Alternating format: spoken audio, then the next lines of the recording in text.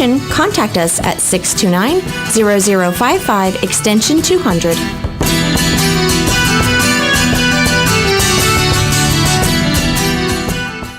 Ocala's information station, 1370 WOCA. Ocala!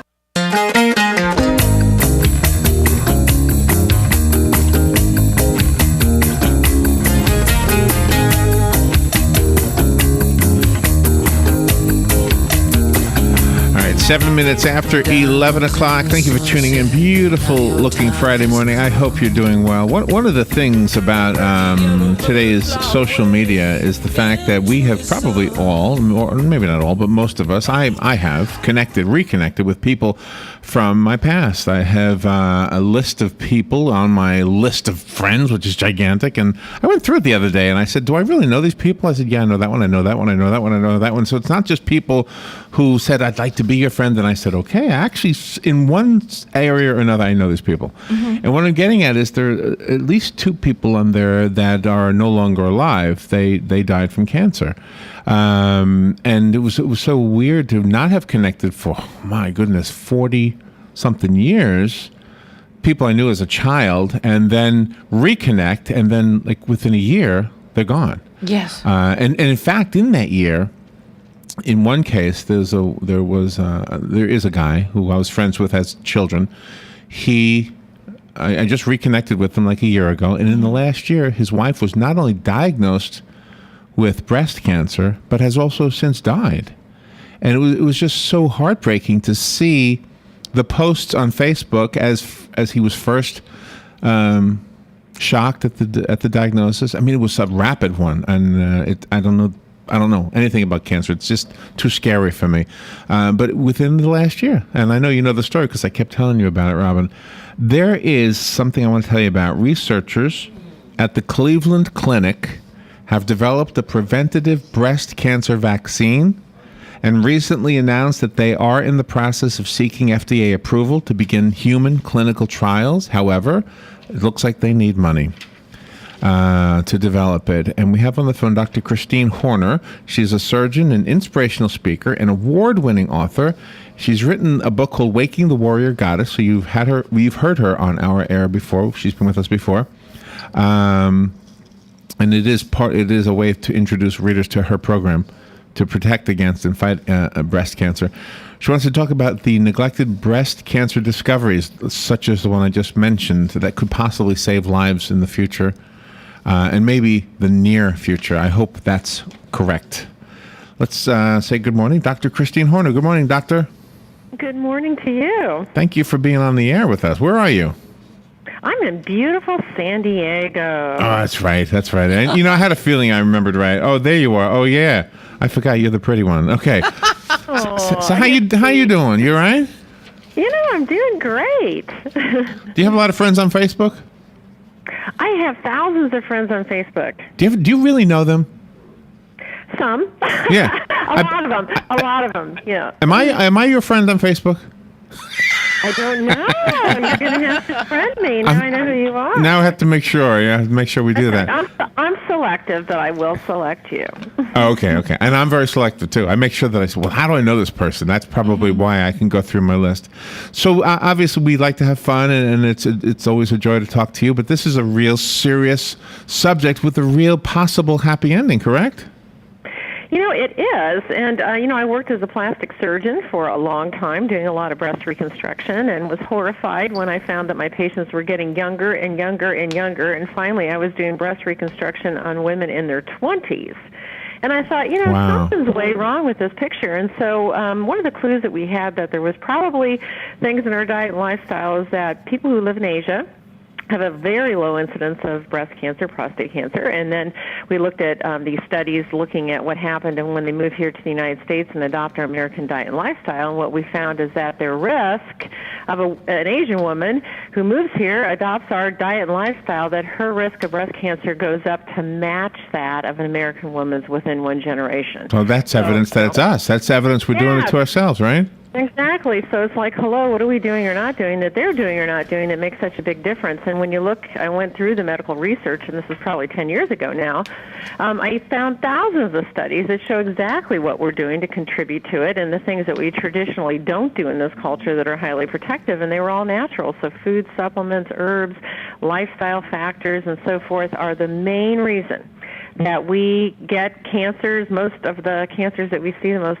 common cancers, and have ill health in general. So that's the good news, because about 95% of the cases are completely preventable through doing the right diet, lifestyle, and a few key dietary supplements. Can I ask a question about cancer in general? Do all cancers produce tumors? No.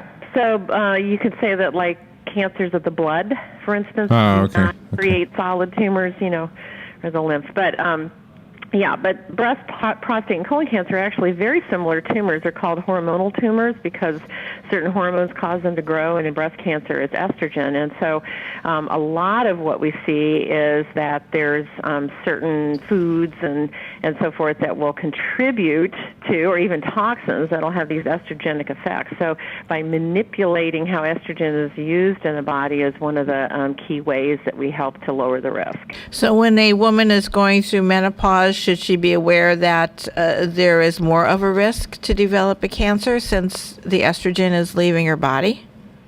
Well, actually, the mechanism is that as a woman gets older, her risk gets higher of breast cancer.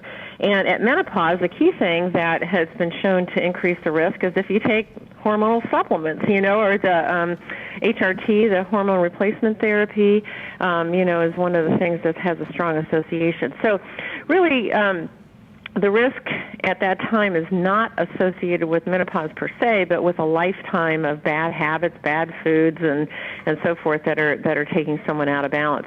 But the good news is that no matter what your current health situation, the research shows by making some really simple changes, you can cut your risk in half, 2/3, and even in some cases by 200%. Simple things. Oh, yeah. Wow. Do you know, we do a lot of interviews, and I remember hearing that a woman is given the option whether to take the hormone treatments or not after a certain point. And the trade-off is you lose your sex drive. I want you to correct anything I have wrong, by the way. You lose your sex drive, but you don't get cancer, versus you keep your sex drive and you could get cancer. It's like, hello, there's no choice there. There's no choice there. Now, wait a minute. So I'm 56 years old. I did not have one symptom of menopause. I know hot flashes. And I got a darn good sex drive. But there's other options. Oh, good. You talk about mammograms, if they're good or if they're not good. Right. So, we, unfortunately, having been trained under Western medicine, so I'm board certified in general surgery, board certified in plastic surgery, so I had some very extensive Western training, and I was a spokesperson for the American Cancer Society on breast cancer issues and taught to say we don't know what causes breast cancer, we have no known cure, and the best thing that women can do are mammograms and breast exams in the hopes of catching it early. Well, those statements turn out to be not such good advice, and the reason is because Western medicine has a tendency to have a very small tool bag, let's say. The tricks up their sleeves are limited to chemicals and radiation and certain tests. And so mammograms have been the traditional one that have been done, but, the research is really showing that there's a lot of problems, let's say, and shortcomings of mammograms, and they're not the end-all, be-all. And in fact, there's, many different issues with them that they're really questioning, are they worth the value and everything that we're saying. So the most recent study shows that people who have it done, that, it doesn't really save lives at all when you look at the total statistics of it. And part of the reason is because it produces radiation, and radiation is a cumulative and a known risk factor for breast cancer. So definitely they say, well, if you do mammograms every year, it's going to be a huge contributing factor to developing breast cancer. And women who have the BRCA1 gene mutation, like Angelina Jolie, they have a tendency to try to, do mammograms on these women at early ages. And first of all, you can't see through the breast tissue because it's dense, and so it's, completely worthless examination to use on younger women. But worse, the women who have the BRCA1 gene mutation have a very high sensitivity to radiation, and they found that if they have any mammogram done before age 30, their risk of breast cancer goes up by 90%. Oh, that's crazy. Yeah, Wow. so why are you doing a test to look for a disease it actually causes? Now, it also misses 20 to 30% of tumors because a tumor has to produce calcium in order to be seen. So then you have a whole issue of, like, when they had their mammograms done, oh, I'm fine, there's no problem. Right. And I have patients where their entire breast was replaced with tumor and it didn't show up on mammogram.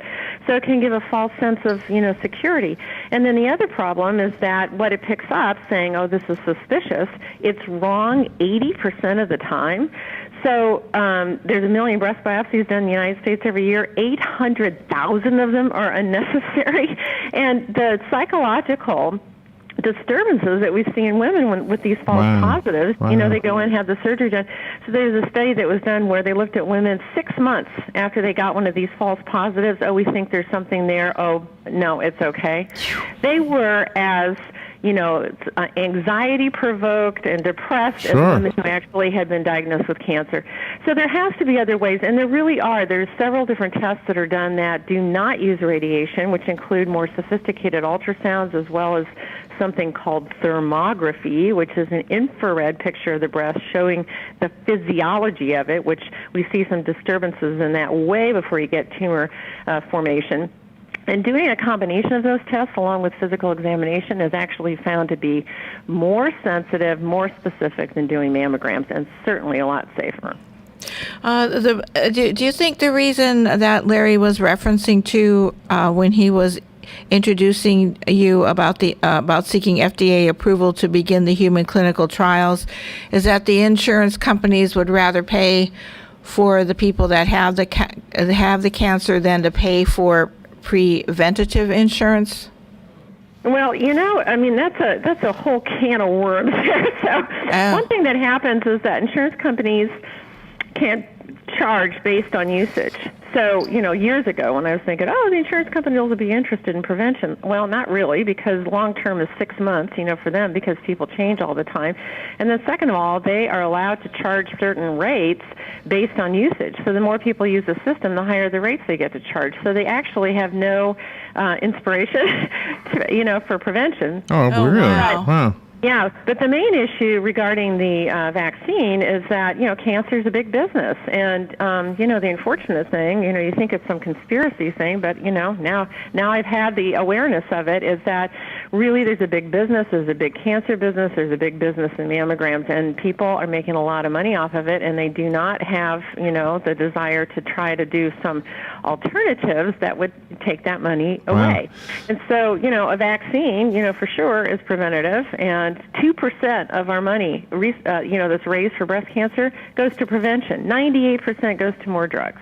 Oh, wow. So another Cancer 101 question. Is all cancer caused by a virus? No. So, the main thing that we've seen, the cervical cancer, which has gotten a lot of press because it's caused by an HPV virus, which is present in about 98% of the cases. But with breast cancer, what they found is that it's present in the United States, or at least in New York City, where they did the study, they found that it was present in about 40% of the breast cancer specimens. So if we developed a vaccine, then we, in theory, would be able to prevent about 40% of the cases. Now, the Cleveland Clinic is working on a vaccine that targets a protein that's produced by most breast cancers, so it's different than targeting that virus. And they're getting ready for these clinical trials in a couple of years, but in all likelihood, it would be 10 years before you'd actually see something on the market because of all the FDA clearances and clinical trials and so forth that have to occur before the approval. Oh, okay. So would a clinical trial of something like this take decades to actually see if it worked? Well, it takes about 10 years to get, the specific data. But, the most encouraging information that we got from this is that they found that women who are healthy, so you're eating, the right diet, you're exercising, you're going to bed by 10 o'clock and taking some key nutritional supplements that we found that are highly protective, that you are resistant to getting the virus. So you know what? You don't even have to worry about it. Oh, really? Like what? Like what kind of... Are they food? Is it kale? Everybody's talking about kale lately, by the way. Yeah. Kale is extraordinarily nutritious. One of the reasons is it falls into the family of cruciferous vegetables like broccoli, cauliflower, and kale. and there's been a lot of research done on certain chemicals that they all have in common that are very, very potent cancer fighters. So that's really good to include into your diet. Now, there's other things that they found that are almost too good to be true as far as their cancer-fighting abilities. One of them is the Indian spice turmeric, that bright yellow-orange color in curry. Yeah. So there's been 5,000... It's a hard one to get used to. Yeah. Well, you know what? I mean, here's the thing where, and again, they've done so much research on this, and a lot of it's being done at MD Anderson, the big cancer hospital here in the United States, Right. and they found that it inhibits 17 different kinds of cancers and has all these ingenious ways that it does that. In fact, drug companies study some of those mechanisms to design their drugs. So turmeric, which, are you going to cook with it every day? No. So here's, an example of where taking a supplement is a way that you can help to get that protection from it and get the therapeutic dosages of it and not have to worry about cooking with it. So there's several key supplements that I recommend. And I always say, you know what? It's so hard for people to change their diet and lifestyle, but everybody can take a pill, and you can do that today. And the research shows it really does make a difference. So, turmeric's one, green tea is another one. We hear about that being a health drink. Absolutely. Therapeutic dose is 6 to 10 cups. So it's like, okay.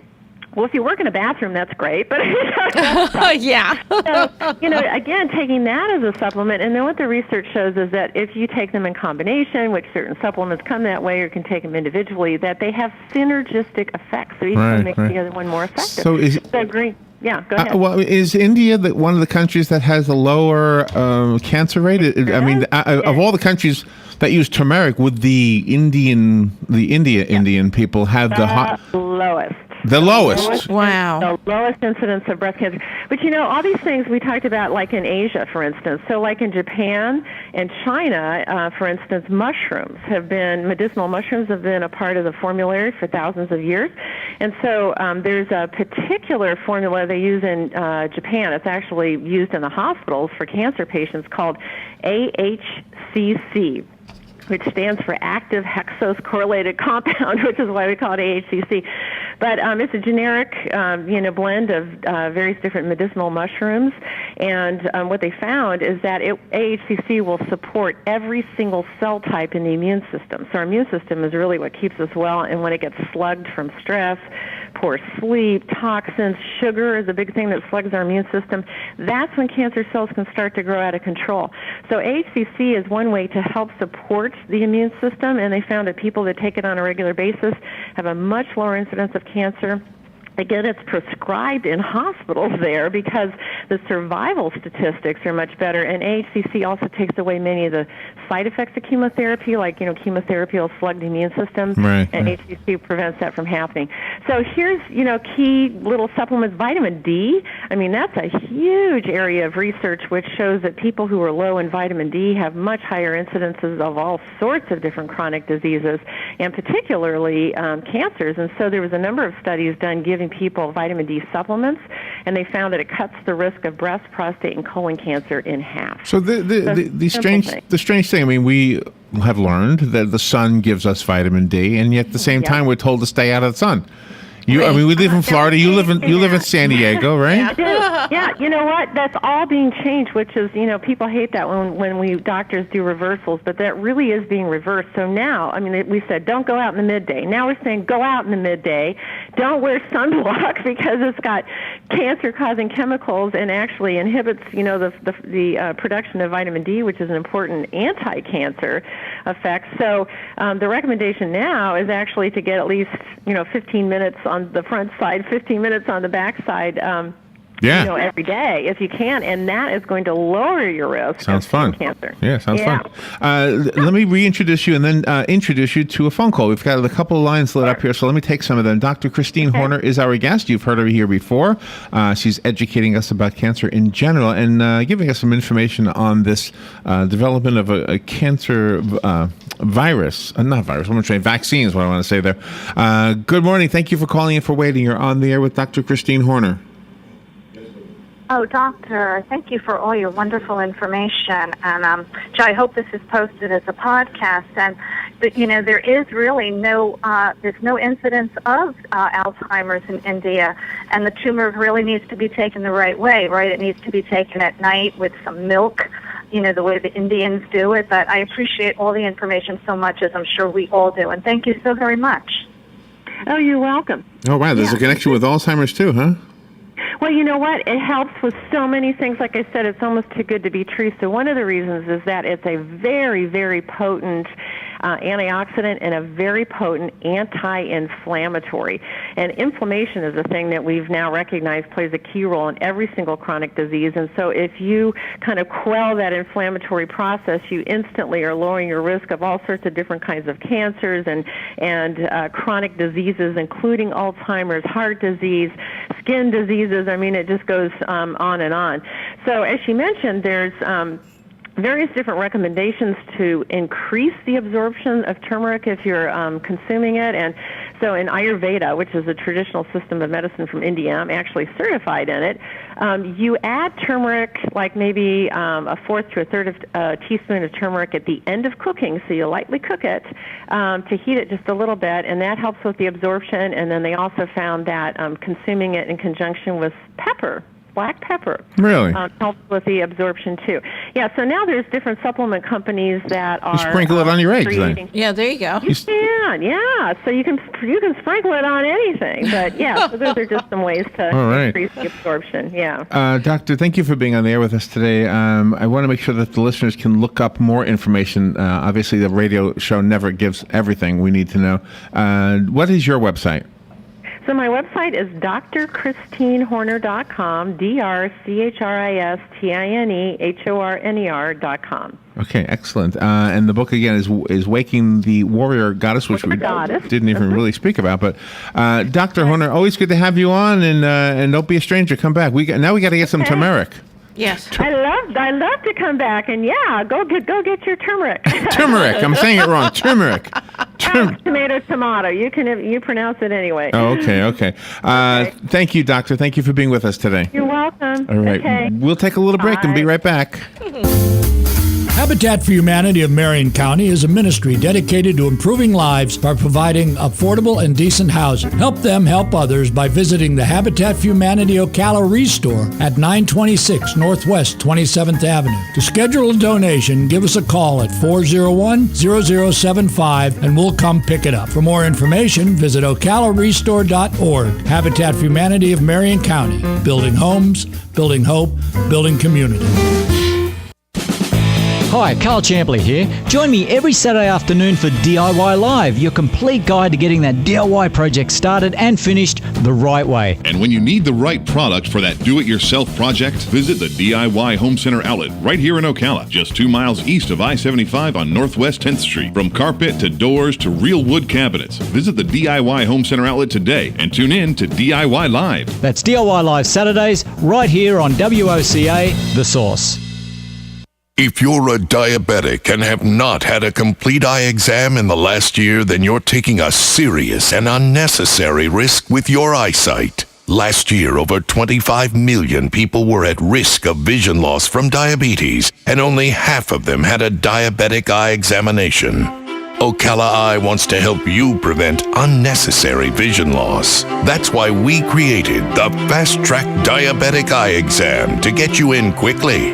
Call Ocala Eye today at 352-351-7195 and make your appointment. Want to learn more about diabetic eye exams? Go to ocalaeye.com and click Fast Track.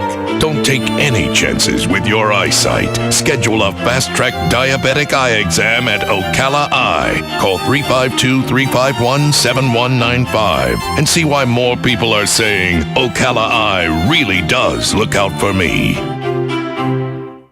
This is a public notice. Local residents can now save thousands of dollars on their next car, truck, or SUV. It's not a tent sale, because no tent is big enough to hold this many cars. It's OcalaForSale.com. Say goodbye to sticker shock. OcalaForSale.com has thousands of vehicles with no stickers at all. But hurry, don't walk, don't run. Just sit down and log on to OcalaForSale.com. Prices and inventory change daily. Offer does not include dealer upcharge, undercutting, rust proofing, factory surcharge, or delivery fee. See website for details. Don't Don't get caught without your daily source of senior deals. Pick up your copy of the Senior Voice newspaper. It's your source for schedule and events tailored to seniors, with information you need, like a list of free events in the area. We even have Tom's Picks, a free referral for people who are looking for a company to do work for them. Tom's Picks will refer the company to you that fits your needs. And all we ask in return is that you tell them where you heard about them. For more information, call Tom's Picks, 352-804-1223, and pick up your